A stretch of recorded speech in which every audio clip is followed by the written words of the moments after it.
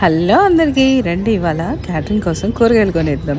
ఇక మార్కెట్కి వెళ్తే వర్షం పడ్డాక ఎలా ఉందో చూడండి. వచ్చి చూసారు కదా, వర్షం 3 రోజుల నుంచి నాన్ స్టాప్గా జల్లు పడుతూ ఉంటే ఇక అదే జల్లు కొంచెం తెరపించాక అలా మార్కెట్కి అయితే వెళ్ళామన్నమాట. క్యాటరింగ్ కోసం కూరగాయలు కొనడానికి అసలు మామూలుగా లేరు అసలు జనాలు, చినుకులు. అమ్మో, కొంచెం బెటర్ మేము కొన్నప్పుడు.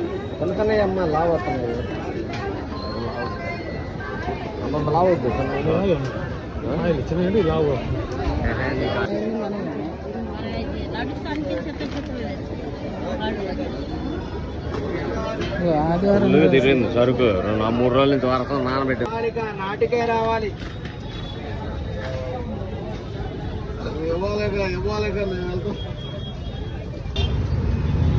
పచ్చడి